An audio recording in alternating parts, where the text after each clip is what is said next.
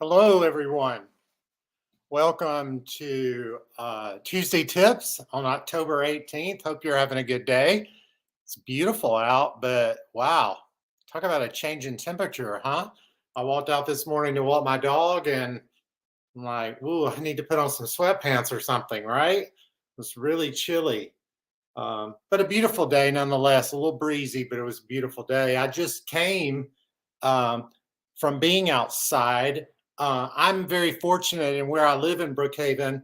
I'm about 5 minutes walk, not even that far, really, about 2 or 3 minutes from where early voting is set up. So I used my right as an American and went and voted this morning and got my vote cast for the upcoming elections on November 8th. So um, not any way political here. I don't ever get political. I don't believe in that. But I would say please vote and encourage you to vote. It took me all of 5 minutes to cast my vote. There was very little line, although there were more people there than I expected. But our democracy is built on the voice of the people, and the only way the voice of the people is heard is through voting. So, regardless of who you support, what party you are, whatever your political beliefs are, please vote because it's important that your voice is heard. So, that's all I'm going to say about that. But it was a good experience, didn't take very long, very organized. And so, please take time out of your day over the next few weeks to vote if you have a chance. Now, today, Tuesday's tips. I'm going to speak today a little bit, talk just in general with you about verbal skills and how you can improve verbal skills. And I'll tell you what got me started on this thought and on this topic.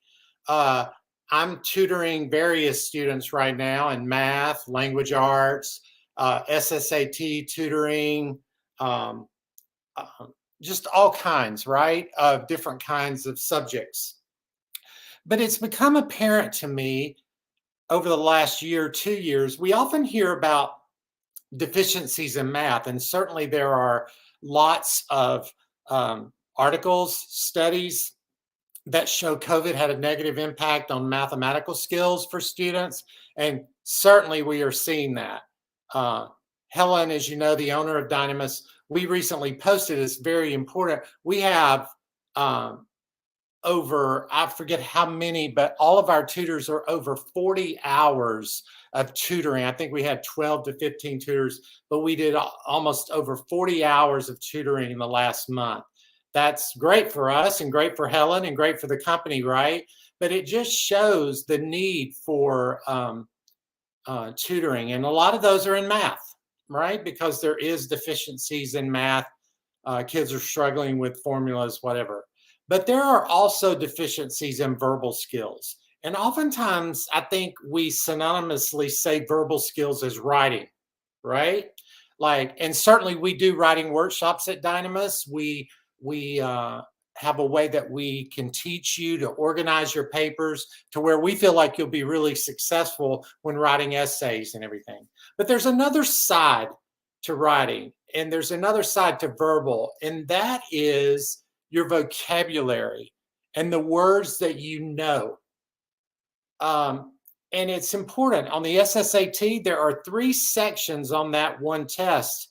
They do synonyms, they do analogies, they do reading comprehension, and all of that is dependent on you knowing words and what they mean. Has nothing to do with organization of writing your thoughts down on paper, right? It's vocabulary, it's analogies, it's knowing the word synonyms, comparing words that may have similar meanings. And so I started thinking about this from the aspect of in math, we can often work with certain formulas on tests. We can look for ways to eliminate answers, such as if it's a negative times a positive, you know it's going to be a negative, right? You can eliminate answers on the test that aren't negative. But when you come to verbal skills and the verbal parts of those tests, it's very hard to eliminate answers. And there are very few strategies, really. There are a couple that you can work with, especially with analogy. But there are very few strategies that can overcome whether or not you know the meaning of a word.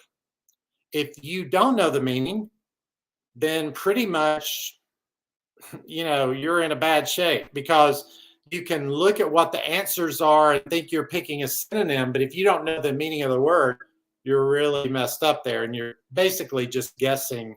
And certainly on the SSAT, that's not a good strategy to guess.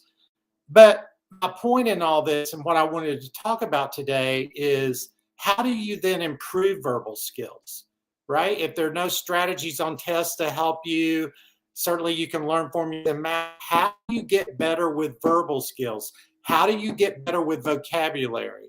And that's what I want to talk about today, because I think it's often very much overlooked, especially in today's world with technology as we have. Let's put it this way. If our test and our vocabulary was built around acronyms such as LOL and OMG, right? Most kids would know those and would score very highly. But unfortunately, our tests, our vocabulary in schools, how we communicate, are not built around acronyms, right? And emojis and all of those other things that come with technology. Now, I have nothing against texting. I do it myself. I use some of those. But if that's our only form of communication, we're in trouble. So I think it's great to text. I think it's a great way to communicate.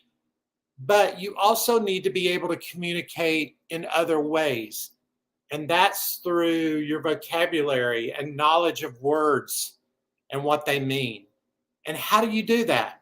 It's very difficult. But one way you do it, and probably the most popular way you do it, is to read a book. When we read, it's proven that we glean information as we read it. And so words that we come across that we think we know, we can look at the context of the sentence, right? And pretty much as you're reading, probably in some cases be able to figure out what those words mean. And then those words stick with you, right? As you read more and more, you're continuing to build your vocabulary.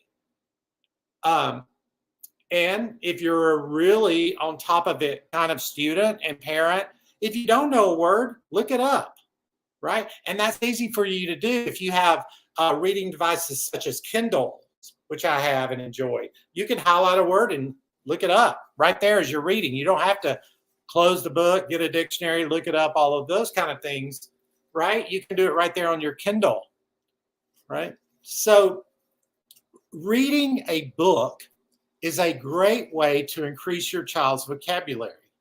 And I want you to think about that.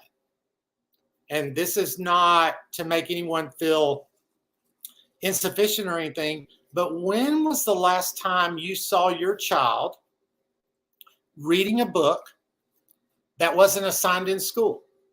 Now, hopefully that's not, you can remember it easily, right? If your child loves to read or whatever. But in so many cases, the art of reading a book, and when I'm talking about reading a book, I'm talking about a hard copy with it in your hands or on a Kindle, but let's say in your hands. How many times are you seeing your child, especially in these developmental years and formative years as they're preparing for their college education and beyond, how many times do you see them reading? My guess is probably not as much as you would hope.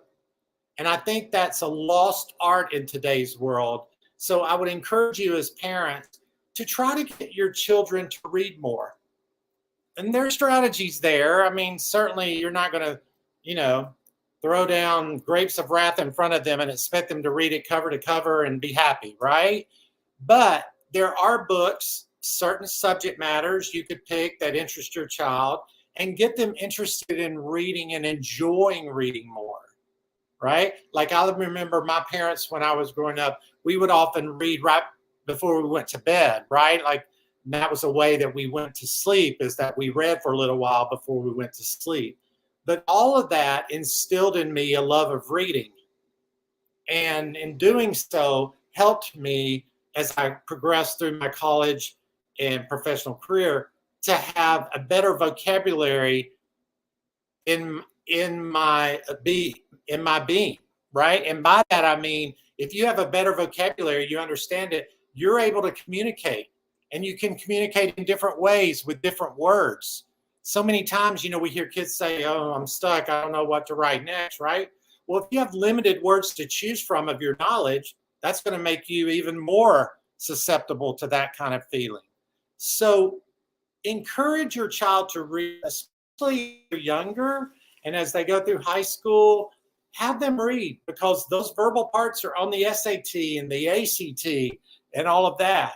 And that will help them in terms of picking colleges they choose, um, going to, the school that they want to go to pursue a further education or whatever. But let's say you're not really thinking about college, right? And you're not thinking about anything else. Just think of this: how much easier life is if you're able to communicate clearly in what you want or desire. Whether you're going shopping and you want to communicate what you need, whether you're going out to a restaurant, or just engaging in a relationship with a friend. How great is it when you are a great communicator and can communicate what you clearly mean? I mean, you think about it in today's world, how often do you see arguments and disagreements and things like that where I think the meaning is lost of what you're trying to say, right? People don't understand what you're trying to say, or you're not communicating clearly. Then a lot of that is because of limited vocabulary. Unfortunately, you hate to say it, but it is. And the more we can learn words, the more we can work learning more words, synonyms, writing better sentences, grammatically punctuating it correctly. I'm not talking about just essays, but any form of written or verbal communication, the more thorough and advanced you can be, the better. And so that's really been on my heart a lot lately, because for the first time I've been tutoring SSAT. I have 3 wonderful students in that, and it's fun to tutor them. But it's also interesting to see what parts they might be working on or needing to study a little more because of things they really didn't understand or know.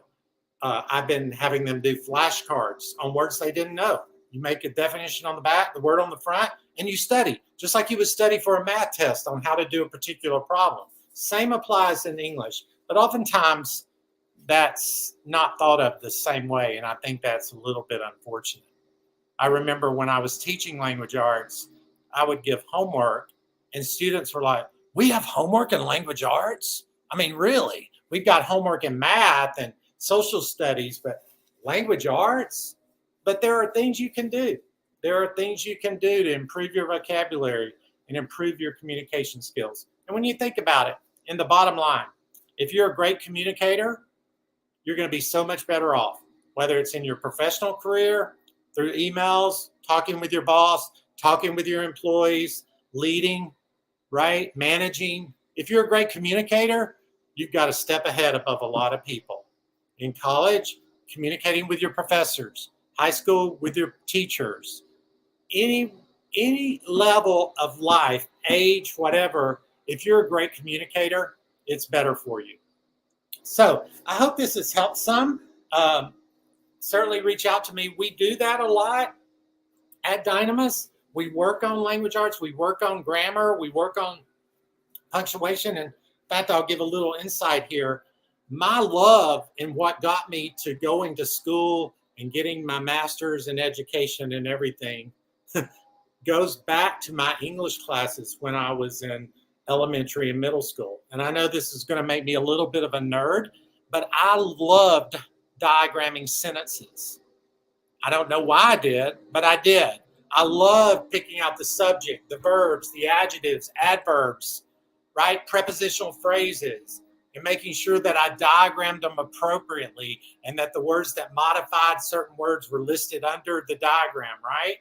That is almost a lost art now. In fact, identifying subject, verbs, adjectives, and adverbs is kind of a lost art itself. But then if you put on top of that diagramming sentences, people look at you like you're crazy. My first year teaching, I offered as part of the final exam extra credit if they diagram 10 sentences. Out of 60 students, I had 1 attempted. Now that's indicative of where we are. People don't think like that. They aren't working on that kind of skill. And unfortunately, I think that's a lost art, because I think the more you know about subject-verb agreement, about adjectives and adverbs and what they modify and how sentence structures could be done, it just all helps you in the line of communication, right? And that's, math, you can sometimes say, well, I don't know if I'll ever use that skill, right? Like the quadratic formula, am I ever going to use that? Well, maybe if you're an engineer and things like that, you are, but I guarantee you in your adult life, you're going to use communication, all right? And so I think if we think about that, let's work on, and my tip for today is let's work on improving your child's communication skills, whether that be through writing essays, through vocabulary, whatever. Let's work on that and start out by having them read a book. Cover to cover, read a book, have them tell you about it, and that'll go a long way in helping improve their vocabulary. I hope you've had a great day. Continue to have a great day. Get out and enjoy the cool, breezy weather, but it is very nice and sunny. The leaves are changing. I can look out my condo here, and the leaves are red and yellow and green. They're also starting to fall everywhere. So you may hear a buzz in the background. That's the landscaping company for my complex blowing up all the leaves, right? But it's a beautiful time of year. Fall is one of my favorite times of the year when weather starts getting cooler. So let's get out and enjoy that and have a good time. So thanks, everybody. Appreciate you joining me for these tips. Please contact me below if you have any questions. And I'll see you next Tuesday with another tip. Take care, everybody.